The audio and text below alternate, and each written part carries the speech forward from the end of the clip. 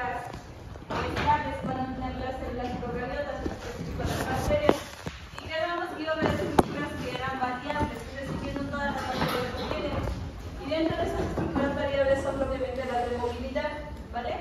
Lo que era la fibria, el fil o el pelo sexual, que es la que, ¿vale?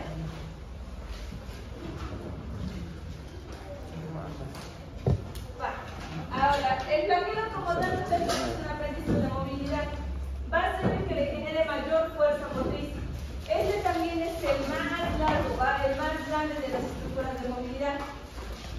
Va a estar conformado, muchachos, por anillos que le van a transmitir la fuerza motriz. Algo importante, muchachos, es que este flagelo no se va a mover por hidrólisis de ATP, se va a mover por un gradiente como tal de protones. ¿Va? Entonces, va a tener, muchachos, un flagelo, ¿vale? Un pelo, por decirlo de alguna forma, y este va a estar constituido por flagelina. ¿Va? Esas bolitas que ven ahí son flagelina. Si ustedes se acuerdan, los flagelos de las células eucariotas estaban formados por tubulina. En esta ocasión va a ser flagelina, ¿vale?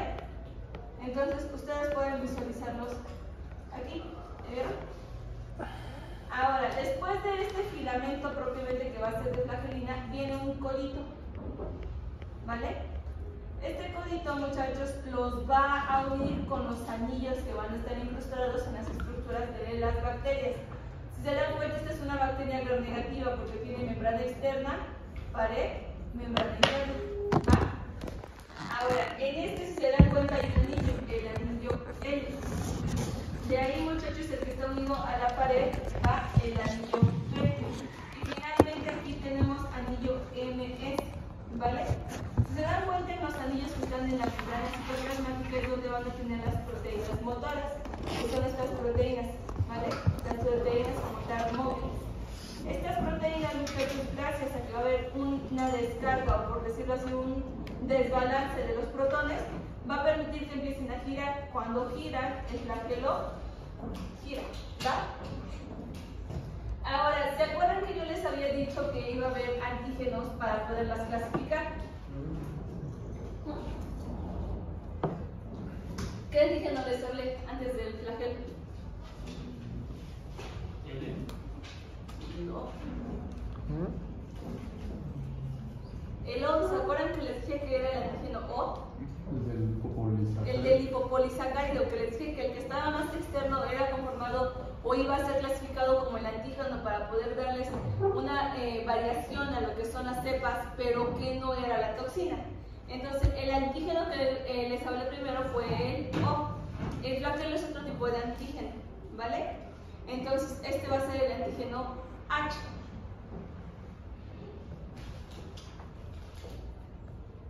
Ahora vean la diferencia entre una gran positiva y gran negativa. Si se dan cuenta, las gran negativas tienen más discos, mientras que las gran positivas atraviesan toda la pared. ¿Va? Ahora, ya les comentaba, muchachos, que iba a ser por un gradiente de protones la movilidad y no por ATP. Y si se dan cuenta, puede correr, que se dice antihorario o en forma horaria. Cuando es antihorario, muchachos, corre de manera recta. ¿Qué quiere decir? Va hacia una dirección, se mueve en un sentido, ¿vale? Si es antihorario, ¿qué va a hacer? Va a vibrar y va a empezar a dar de vueltas. ¿Por qué vibra? ¿Por qué da de vueltas? Porque vuelve a buscar donde hay nutrientes, donde hay las condiciones adecuadas para orientarse y volver a caminar hacia ahí, ¿vale? ¿De qué depende que vaya hacia un sentido u otro? Pues el giro de los discos que les enseñé, ¿vale? Si hay un aumento de protones o si hay una disminución de estos protones, ¿vale? Ahora, la localización y la disposición puede variar, puede ser muy, como tal, distinta entre un género y otro, incluso dentro de las especies. Pero de manera general yo las voy a clasificar por la localización y la cantidad de flagelos. Si yo veo que todo tiene un flagelo, solo uno, voy a decir que es monótrico. Si yo veo que tiene varios flagelos, pero en los polos, ¿va? Como coletitas, ¿va? Va a ser lopótrico. Ahora, si tiene dos flagelos, pero en los polos, ¿vale? Es anfítrico. Y si tienen todos en toda su extensión, se parece su cabellera, muchachos, es perítrico. ¿Vale? Vale. Ahora, ¿ya vieron qué tan extensos son los flagelos? ¿Sí se ven las como pelitas que tiene esta bacteria? ¿Ya vieron hasta dónde llega? Forman parte de su estructura, pero pueden tener 3 o 4 veces el tamaño propiamente de la bacteria. Vale. La otra variante, muchachos, son las fibrias. Las fibrias, muchachos, también sirven para moverse, pero son más para adhesión. ¿Va? Van a estar constituidas, muchachos, también por estas proteínas que van a ser conocidas como pilina. ¿Vale? Entonces, las fibrias se parecen más al pil. Van a ser pilinas. Va a ser un conjunto de pilinas y en la puntita se va a cambiar y va a ser una adhesina. Regularmente es un azúcar, porque esta es la que se va a unir con el receptor. ¿Vale? Entonces, van a estar como tal presentes, pero son más propias para adherirse que para moverse. Pueden moverse, sí, porque se dice que funcionan como remos, ¿vale? Van a ir como tal generando una fuerza motriz, pero no se compara con el cardio que va a avanzar tan rápido, ¿vale? Ahora, en las gram negativas se van a encontrar ancladas en la membrana externa, en las gram positivas, muchachos, se van a anclar a la pared, ¿vale? ¿Hasta aquí vamos bien? Entonces, ven, eso es lo que les decía. En la puntita ya ven que les ponen una bolita como amarilla. ¿Ya vieron la de arriba? Esta es como un zoom a la molécula, a la partícula. ¿Vale? Entonces, pilina, adhesina. Y la adhesina, si se dan cuenta, es propiamente la que reconoce el receptor en la membrana de las células perennes. Es la que se va a unir. Va a quedar. Entonces, si en el examen les pregunto, ¿por qué proteína está constituida el flagelo? Ustedes lo van a contestar. Flagelina. ¿Por qué proteína está constituida como tal las fibrias? Pilina. ¿Vale? Si les pongo una afirmación, la flagelina y la pilina son las proteínas que ayudan a anclarse la bacteria a la membrana celular. ¿Blanco, verdadero o falso? Falso, porque realmente son las adhesivas. Perfecto.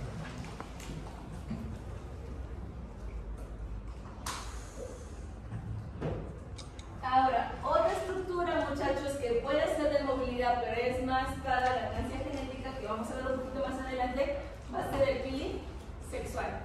El pili sexual, muchachos, es más largo que la fibria, pero más corto que el flagelo. Es como el intermedio, ¿va? Va a ser más grueso, muchachos, porque es un tubo, literal va a ser hueco, ¿va? Y este, muchachos, va a estar constituido por pilina, ¿va? Ahí creo que se me pasó a ponerse. En la puntita, muchachos, que va a tener adhesinas, similares a las fibrias, pero más grandes. ¿Cuál es la otra diferencia? Las fibrias van a estar constituidas por pilinas, además de que sean diversas en hilera, en fila. Pero el fili va a ser en una forma de espiral, ¿va? Para que dé la forma de tubo. ¿Y qué estructura, muchachos, participa en la conjugación? Pues el pili sexual, ¿vale?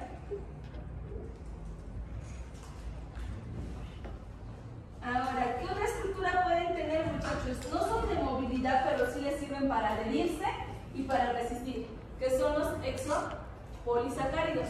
Los exopolisacáridos, muchachos, los sintetizan a nivel citoplasmático y los secretan, los sacan al exterior.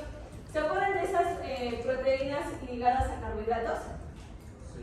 O a lípidos, las GPI que vieron en biología.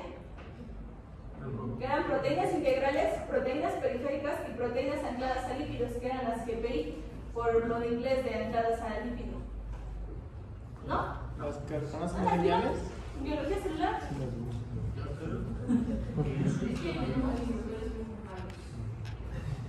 De hecho, digamos que el profesor no puede pasar. Bueno, yo no dije. Este es de mi grupo. ¿Vale? La membrana celular, si ustedes recuerdan, estaba constituida por proteínas, carbohidratos y lípidos. ¿Sí se acuerdan de eso? Ok. Las proteínas están clasificadas en tres. Unas que estaban atravesando la membrana, que eran las integrales. Otras que estaban ancladas a la membrana membrana lipídica, pero libres, que eran las periféricas, y otras que se adherían a los lípidos que nacían de la membrana, que eran las proteínas ancladas a lípidos, ¿vale? Estas que eran las que PI, ¿va? Estas proteínas ancladas al lípido, muchachos, van a ser partícipes de este sexo polisacárido. ¿Va? ¿Qué quiere decir? No está unido como tal a la membrana, pero sí está interactuando con esta estructura para proteger a la bacteria, ¿vale? Entonces, el hexapolisacárido, muchachos, principalmente ¿de qué está constituido? Pues de azúcares, ¿no? Por eso se llama polisacárido y se llama exo, ¿va? Porque está afuera, ¿va? Ahora, dependiendo cómo se organice, yo puedo decir que forma el glicocáliz o la cápsula. El glicocáliz entonces va a estar más desorganizado, lo va a secretar y se va a estar uniendo, ¿va? Se va a estar uniendo a estas proteínas ancladas a lípidos, ¿va? Ahí se va a estar uniendo. Entonces, es menos organizado, muchachos, la mayoría es solo azúcares y es muy flexible, ¿vale? El glicocáliz participa en la formación de biopelícula, que lo vamos a ver un poquito más adelante, ¿va? Ahora, ¿para qué sirve el hexapolisacárido, muchachos? Pues es una capa de moho. Simplemente, una de las funciones es que yo me pueda adherir a cualquier superficie, ¿vale? Han jugado con lo que era el moco de gorila y eso, ¿cierto? ¿No han jugado?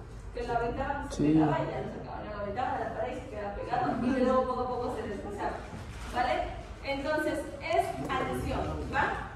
Ahora, al ser una capa extra, ¿qué hace? Pues protegerme. ¿Contra qué, muchachos? Primero, contra las defensas del hospedero. Me defiende contra virus y toxinas, pero también me defiende para la pérdida de agua.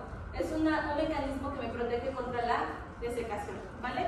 Y ya les comentaba que les va a ayudar a la formación de biopelícula, que vamos a ver un poquito más adelante. Ahora, si se organiza ya bien y además de azúcares tiene carbohidratos y proteínas, entonces yo ya digo que es cápsula, ¿va?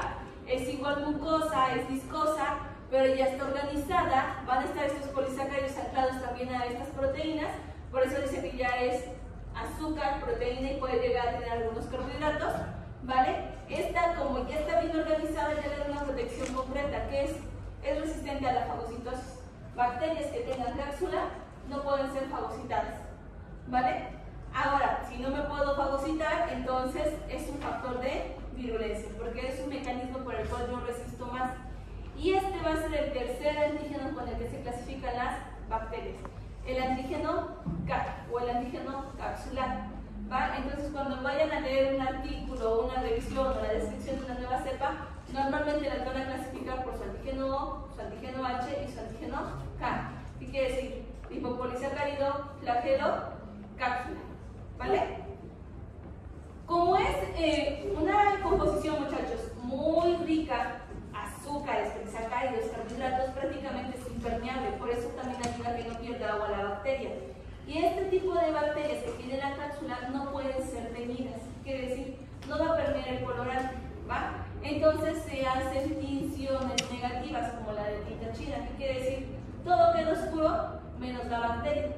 Entonces, al microscopio, muchachos, se va a ver todo oscuro y la bacteria va a estar como un rayito de luz, como blanco, ¿vale? ¿Por qué? Porque solo así podemos visualizarlos, porque ningún colorante puede permearles. Vale. Ahora, ¿qué otra estructura extra pueden tener, muchachos? Lo que les comentaba, las endosporas. ¿Se acuerdan que ya íbamos a hablar un poquito de endosporas? ¿Sí? Esta mini bacteria que estaba dentro de ella, para no dejarse matar cuando llegara a un ambiente extremo. ¿Sí? Ok, entonces, las endosporas, muchachos, ¿dónde van a estar? Adentro de la célula, dentro de la bacteria. Por eso son endo, ¿vale? ¿Quiénes lo producen? Clostridium y Bacillus, estos dos géneros, ¿vale? ¿Para qué las producen? Pues para que cuando haya un ambiente desfavorable, si yo como célula vegetativa muero, no muera mi espora. Y cuando acabe este ambiente o yo llegue a un mejor lugar, pueda volver a convertirme en mi bacteria que va a tener toda esa actividad metabólica, ¿vale? Entonces, prácticamente que es la endospora, muchachos, DNA protegido, porque acuérdense que todas las células que tienen DNA pueden volver a activarse. Si el DNA se ve afectado, entonces ya no tiene la capacidad de activarse, ¿va? Se activa, muchachos, y entonces va a comenzar a metabolizar todos sus nutrientes y va a tener disponibilidad para convertirse en bacteria, ¿vale? Ahora, en muchas ocasiones, dependiendo del género y la especie, donde se localice la espora o la endospora, me puede ayudar a identificar el género. Por ejemplo, en Clostridium, especie específico Botulinum, ¿va? Se dan cuenta la espora está en un extremo. Entonces, si ustedes ven este tipo de imágenes que parecen palitos de tambor o cerillitos, ustedes pueden identificarlos como Clostridium, especie Botulinum, ¿vale? Y este es un ejemplo muy sencillito de cómo se forman las esporas o las endosporas.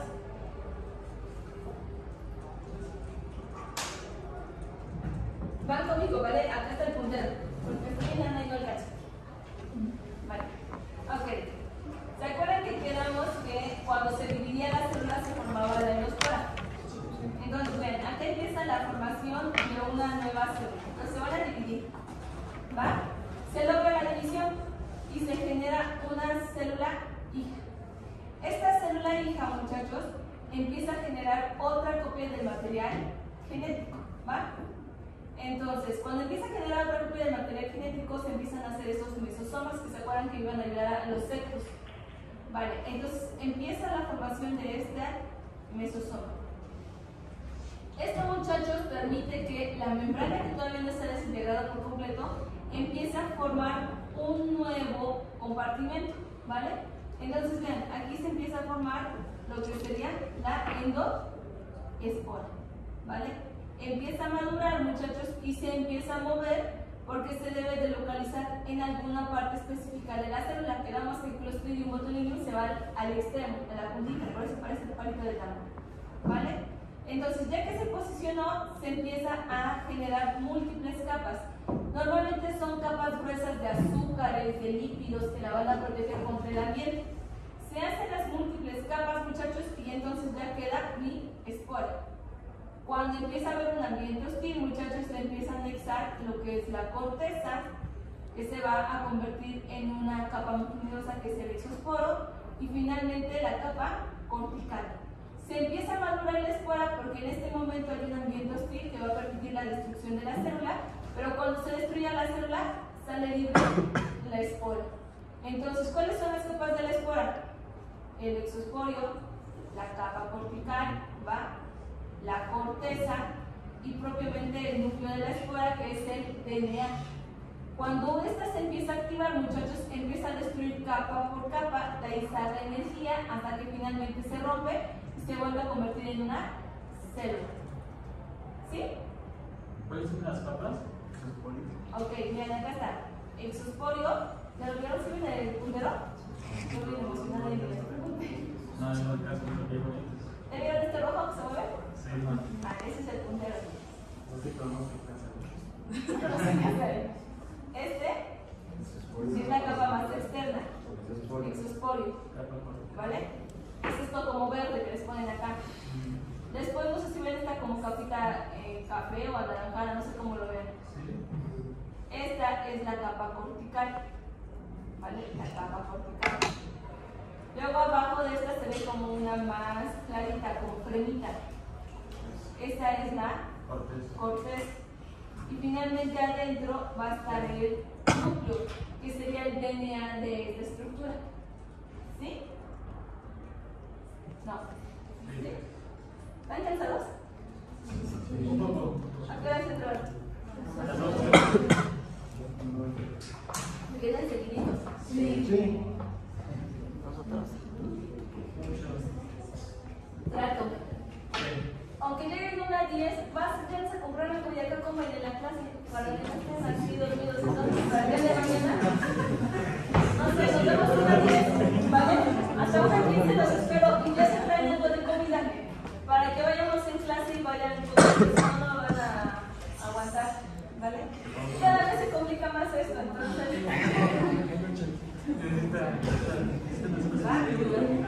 Entonces mañana ya traen comida para que tengan azúcar y que pongan atención, ¿verdad? Vale. Ahora, ¿qué otra estructura extra tiene, muchachos? Inclusiones citoplasmáticas. ¿Qué son las inclusiones citoplasmáticas? Vesículas, ¿va? En español, vesícula, una burbuja que tiene adentro. Se supone que endosporas se genera cuando están las endosporas. Y hace un rato dijo que las endosporas estaban dentro de la célula. La endospora siempre está madura cuando se estresa. ¿Vale? No sé si me explico. De la imagen, en este punto tú puedes ver que aquí ya está la endospora, ¿vale? Y termina lo que sería la capa cortical, la corteza y el núcleo. Eso prácticamente siempre está. Cuando empieza a estresarse o el ambiente ya no es tan bueno para la célula, le coloca la última capa, que es el exosporio. Cuando le coloca el exosporio es cuando ya se va a alisar la célula y va a entrar en el ambiente, ¿vale? Entonces la espora siempre está, esto siempre está. La madura cuando siente que el ambiente ya es hostil, pero siempre está. Por eso van a tener este tipo de estructuras. Aquí yo puedo haber cultivado el Clostridium, puede no estar estresado, puede estar bien contento, pero ya tiene su esporita, ¿vale? Ya tiene ese como chocotito. Pero ahí, por ejemplo, esa fotografía sería... es que por ejemplo, si dicen que están dentro, eso sería la fotografía del interior de una bacteria. No es el exterior, esta es toda la bacteria. Todo. Pero mira, le voy a hacer un sonar. Ahí está. ¿Vale? Este sería una forma de bacilo. Es una bacteria en forma de bacilo. Pero como tiene esa protuberancia porque se está sintetizando, tiene adentro otra célula, genera un aumento como tal de su ancho. Y por eso se ve. No sé si tú puedes ver esto. Esto es la membrana, esto es un bacilo, esto es funcional. Y aquí en este chipotito que les ponen como rosita, ¿va? Esta no se tiñó por completo, se hizo una tinción y por eso se ve como rosada, ¿va? Porque prácticamente lo que está teñido es su superficie y agarró solo un poco de colorante. Entonces, este es un bacilo, esto es funcional, este se puede dividir, ¿vale? Y a una de las células se va a quedar la espora y a la otra se va a sintetizar su espora. Esta es una célula metabólicamente activa. Cuando se rompiera solo viéramos este circulito libre, ¿vale? Sí, pero esta es una célula. La célula funcional, esta respira, se alimenta, excreta cosas, esta hace todo, ¿vale?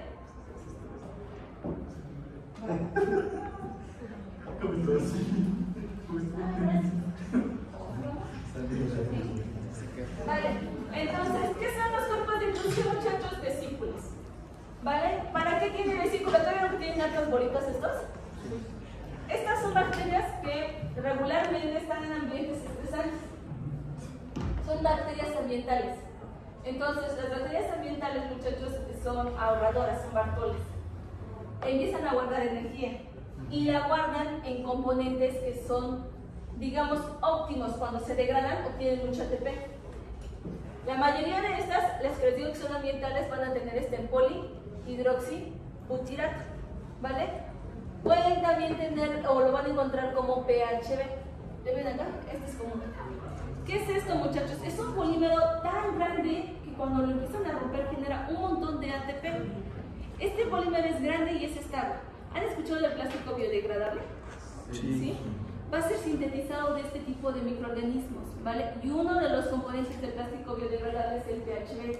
No es el único, pero la mayoría lo va a tener, ¿vale?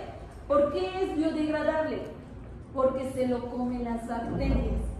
Estos ellas mismas lo sintetizan. Entonces, ellas mismas tienen las enzimas que cuando están en una etapa de que no hay alimento, ¿qué hacen? Lo empiezan a degradar, cuando ya no tienen comida. Entonces, es como nosotros, ¿qué pasa cuando no tienen comida? Pues empiezan a destruir los adipocitos, ¿no? La grasa. Sí. Para que yo no he comido, no he desayunado, mi cuerpo, pues no te voy a esperar, ¿vale? Yo no voy a esperar a que se te ocurra ir a comer para que te ponga a respirar, para que ponga a latir tu corazón, para que pongas a respirar, para que ponga a activar tus pulmones. Yo no puedo esperar eso, necesito energía, entonces tu cuerpo empieza a romper las grasas, rompe las proteínas, ¿vale? Rompe carbohidratos, ¿vale? Empieza a destruir esto y el cuerpo tiene energía, ¿vale? Por eso yo puedo no comer todo el día y no me voy a desmayar. Ahora si ya no como 3 días, mi cuerpo dice ya hasta aquí llegué, ¿vale? Ya ocupé toda tu reserva de energía. Lo mismo las bacterias, no es un cuerpo, no es un organismo multicelular, es un organismo unicelular. Entonces, ¿ella qué hace? Almacena vesículas cuando tiene mucha comida. Entonces, la glucosa va, si utiliza fermentación, el ácido láctico, todos estos componentes, ella los empieza a hacer más y más complejos. Hace una molécula muy grandota que se llama polihidroxibutirato. Este lo va a almacenar en vesículas, ¿vale? Y entonces son vesículas de reserva. Cuando pasa un día que no hay alimento, 2 días que no hay alimentos, entonces ¿qué empieza a degradar? El polihidroxibutirato lo empieza a romper y de aquí empieza a tener ATP, empieza a tener energía. Es su grasa. Su grasa, exactamente, es su grasa de la bacteria, ¿vale? Por eso se ve más gordita, ¿no? Son sus adipocitos, por decirlo de alguna forma. Como es un complejo muy fuerte y grande, es lo que puede sustituir al plástico normal, al plástico derivado del petróleo, ¿vale? Entonces se agarra muy bien, muchachos, se hace una estructura muy estable, pero ustedes han utilizado un plástico biodegradable. No tiene la misma estabilidad que un plástico normal, es más frágil, es más laxo. Entonces, ¿por qué es biodegradable? Cuando ustedes terminan de comer en este tipo de plástico y lo tiran, ¿vale? Las bacterias que están ahí lo pueden romper. Obviamente no es rápido, tarda años, pero no los miles de años que tarda el plástico normal. Este tipo de plástico, muchachos, alrededor de 2 años ya está degradado, ya se lo comieron las bacterias, ¿vale? Las bacterias no lo hacen para ayudar a circular el ambiente, lo hacen para tener su reserva de energía, para comer. Ahora, existen también vesículas de gas. ¿Para qué sirven las vesículas de gas, muchachos? Les ayuda a moverse, flotan, ¿vale? ¿Se acuerdan que hablamos de células aerobias y anaerobias? ¿Vale? Imagínense una aerobia estricta que necesita oxígeno y que está ahí en su botella, ¿vale? ¿Qué va a hacer para llegar a la superficie? Porque obviamente aquí hay oxígeno.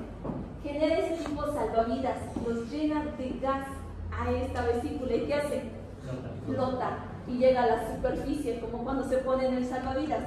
Flota y entonces ahí está el oxígeno y ella puede respirar, ¿vale? Entonces, si se dan cuenta, son estructuras que no tienen la capacidad de hacerlas todas las bacterias. Normalmente, ¿quién tiene esta capacidad? Bacterias ambientales, ¿vale? O que están acostumbradas a un ambiente hostil, ¿va? Obviamente, con el intercambio genético que vamos a ver, pues una bacteria que esté estresada del ambiente se puede encontrar a una enterobacteria, ver que somos similares y te paso lo que yo ya aprendí, ¿vale? En este ambiente extremo que yo estoy, te lo comparto y ahora las bacterias que son patógenas para nosotras tienen muchos mecanismos. No porque ellas se hayan estresado tanto, sino porque se encuentran con alguna bacteria que ha estado bajo estas condiciones hostiles, ¿vale?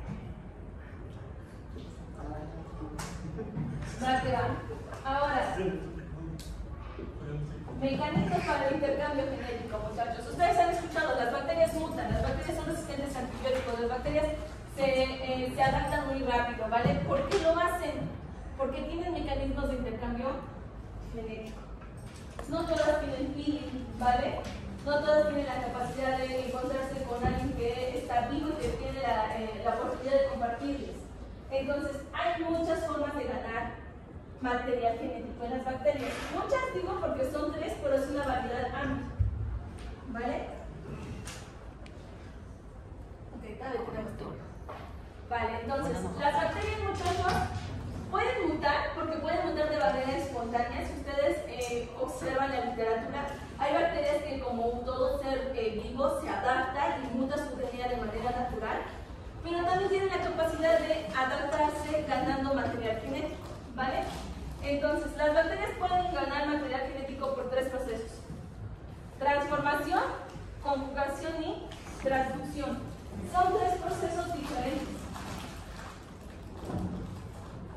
Ahora, la transformación, muchachos, es el proceso más simple que tiene una bacteria. ¿Qué pasa?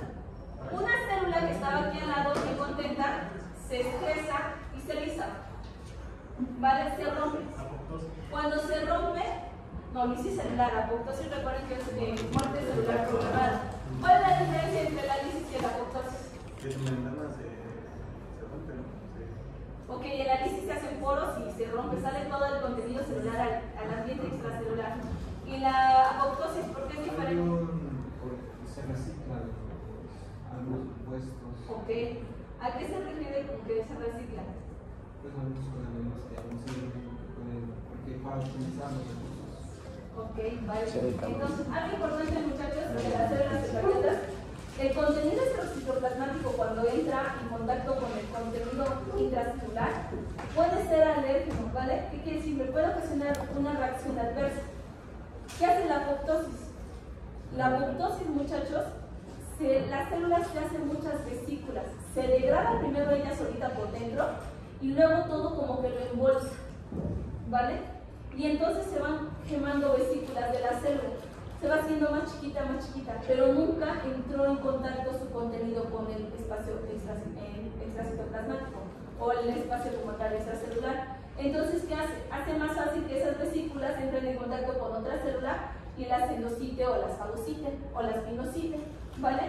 Y entonces se las come y, como dicen, reciclan todo, porque hay proteínas, carbohidratos, DNA, todo lo reciclan, ¿vale? Pero el análisis celular, muchachos, no es así organizado. Entonces, ¿qué pasa? Todo sale al exterior y todo queda en contacto con otras células y con la matriz extracelular. Las bacterias, muchachos, no llevan a cabo apoptosis. Ellas no tienen la capacidad de ese celular, de ese mecanismo como tal de muerte programada. Por eso mutan tanto, porque una mutación, si es estable, se mantiene, ¿vale? Al contrario de lo que fuera la célula eucariota, que si mutas, te digo arréglate hasta que me haces caso o nos morimos, ¿vale? Y cuando hay alteraciones, pues obviamente no se puede arreglar y das cáncer, ¿va? Ahora, en la célula, muchachos, estaba muy contenta ahí, ¿y qué creen? Que se muere, que se eriza, ¿va? Entonces, cuando se muere, todo el DNA también se erizó, se generaron pedacitos. Ahí al lado había una célula que estaba bien contenta y que ya no se murió. Digo, no sé qué te pasó de mi lucha, ¿vale? Y estando ahí nadando, pues entonces dice, yo voy a ganar de lo que ya se me hizo la de acá al lado, porque la de al lado ya liberó proteínas, ya liberó carbohidratos y empieza a ingresar componentes. Dentro de estos componentes que empieza a ingresar, que se cuela el material genético, ¿vale?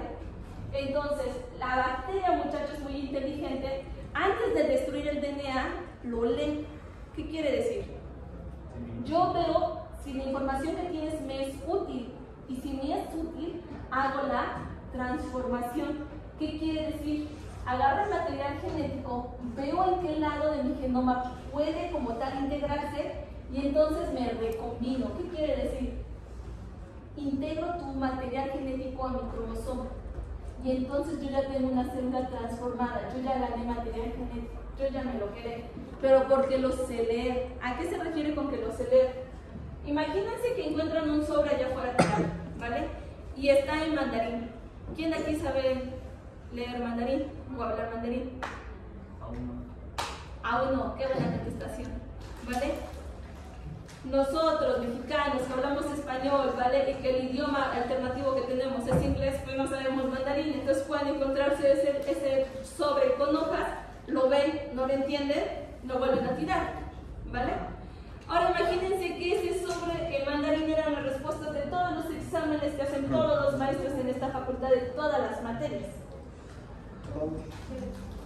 Llega un compañero de intercambio que habla mandarín, él se lo encuentra y sabe lo que es. ¿Lo va a tirar? No, se lo va a quedar, ¿vale? Si es inteligente lo traduce y se los vende, ¿vale?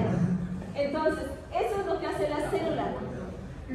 Se lee, lo entiendo. Sí lo entiendo, es importante, sí. Tengo una ganancia con este sí, entonces lo guardo, no lo tiro, ¿vale?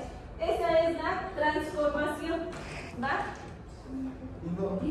Se transforma. ¿Y no por eso pueden llegar a mutar otras bacterias? Sí, para eso lo hacen, para mutar, para adaptarse.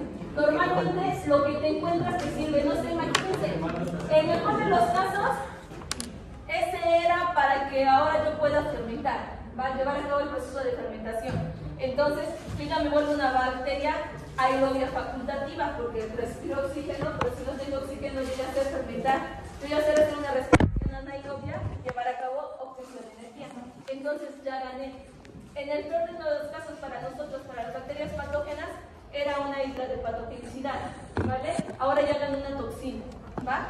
O ya soy resistente a los betalactámicos, así facilito, ¿vale?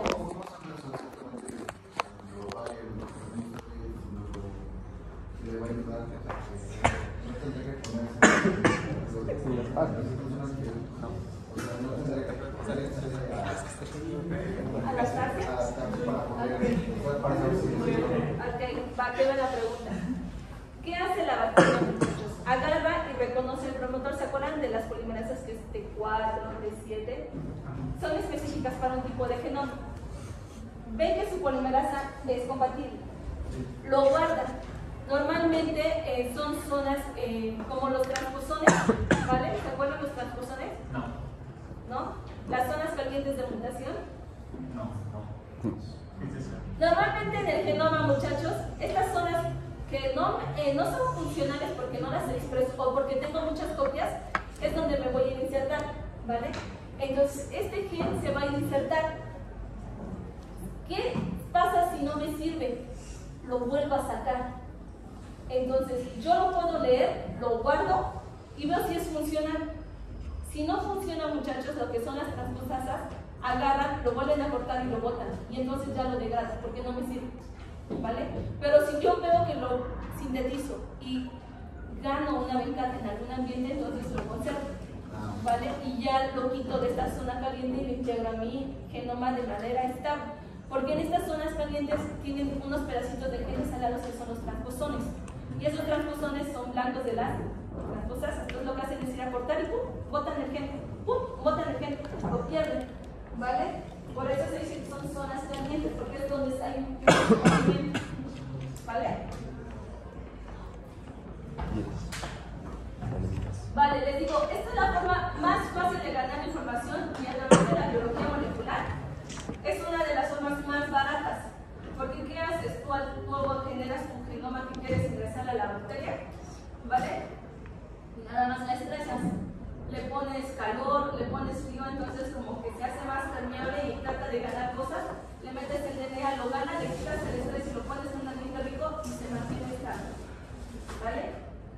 Entonces, esta es de las más fáciles porque la célula no necesita nada. No necesita un pil, no necesita flagelo, no necesita cápsula, no necesita nada. Lo que de manera natural. ¿Vale? Bien, este es el esquema clásico. ¿Va? DNA se degrada, lo integro, veo si me sirve. ¿Ya vieron que acá están las dos opciones? Me sirve, lo integro. No me sirve, lo degrado. ¿Vale? Basta.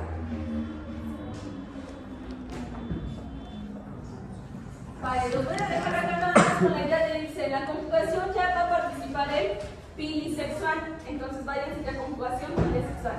En la conjugación necesito dos células. Una célula que se dice donadora, porque yo tengo el pilisexual del plácido que te voy a compartir, y otra que es receptora. Esta receptora, igual que lo anterior, debe de ser compatible. Debe de tener el receptor para que se pegue el pili, que reconozca la leucina. Y también va a haber intercambio genético, pero aquí de plácidos, que se recuerdan era el material extra cromosómico. ¿Vale? Entonces, espérense con esa de mente. Medio bloquea